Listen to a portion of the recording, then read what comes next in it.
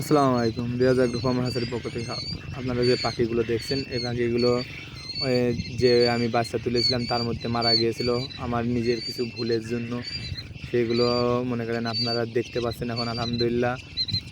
আমার এখন বাকি এর মধ্যে আপনার আছে 200টা। আমার বাচ্চা উঠেছিল প্রায় 800 পিস, 600 পিস বাচ্চা মারা গেছে। আলহামদুলিল্লাহ মারা যেয়েও কিন্তু আমি একটা জিনিস শিখতে পেরেছি, কিছু ভুল না করলে কোনোদিন কিছু শিখতে পারবেন না। তো যাক আলহামদুলিল্লাহ আপনাদের দোয়ায় আমার এলো পাখিগুলোর বয়স আজকে প্রায় 7 দিন।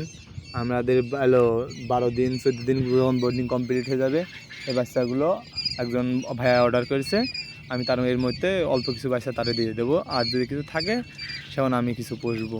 তা সবাই ভালো থাকবেন। আমার কথা, আপনারা যেখানতে পাখি নেবেন আমার কাছ থেকে নেন কি আরেকজনের কাছ থেকে নেন, 2 টাকা দিয়ে শীতকালে ভালো বাচ্চাটা আপনি বেছে নিতে পারলে আমি বলবো ঠিক আছে। আর আপনারা যদি বোর্ডিংয়ে যদি পারদর্শী না হন, আর না হলে তাহলে আপনারা জিরো বাচ্চা নেওয়ার কোনো দরকার নাই। জিরো বাচ্চা যদি আপনি পারদর্শী না হন তাহলে জিরো বাচ্চাটা বাঁচাতে পারবেন না।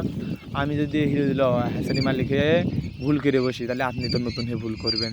এই জন্য বলবো আপনারা ডিম পাড়া কোয়েল পাখি নিয়ে এখন পুষতে পারেন, কি বোর্ডিং কমপ্লিট হয়ে যাচ্ছে সেগুলো নিয়েও পুষতে পারেন।